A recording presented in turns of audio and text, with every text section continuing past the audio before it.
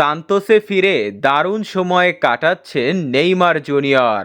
Quarter ফাইনালে সান্তোসকে জিতিয়ে মাঠ ছেড়েছিলেন নেইমার।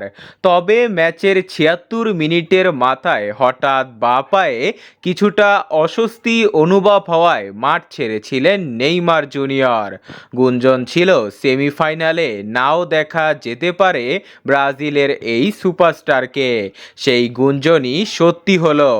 ইনজুরির ভয়ে তার দলকে সেমিফাইনাল থেকে বিদায় নিতে দেখলেন নেইমার জুনিয়র। সকলেই অধীর আগ্রহে অপেক্ষা করছিল আবার কখন ক্লাবের হয়ে মাঠে দেখা যাবে নেইমার জুনিয়রকে। তার ইনজুরির সর্বশেষ অবস্থা কি, কবেই বা ব্রাজিল দলের সাথে অনুশীলনে যোগ দিবেন তিনি, এসব প্রশ্নের উত্তর অবশ্য দিলেন তার ক্লাব সান্তোস। কাল নেইমারের ক্লাব সান্তোসের সাথে ক্লাব কর্তৃবার একটি ফ্রেন্ডলি ম্যাচ আয়োজন করা হয়েছে।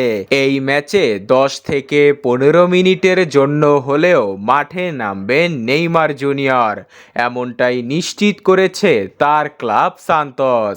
কাল রবিবার ব্রাজিলের টাইম অনুযায়ী সন্ধ্যা 6টায় এই ম্যাচ আয়োজন করা হবে, যা বাংলাদেশের সময় অনুযায়ী সোমবার রাত 3টা।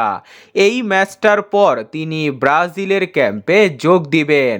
এই ম্যাচে নেইমারের যে ডিসকমফোর্ট হয়েছিল তা থেকে তিনি কতটুকু ফিট রয়েছেন, তিনি কি পরবর্তী ম্যাচ খেলতে পারবে কিনা, এসবই পর্যবেক্ষণ করবেন ব্রাজিলের টিম ম্যানেজমেন্ট। এসবের আপডেট সিবিএফকে দিবে তারা।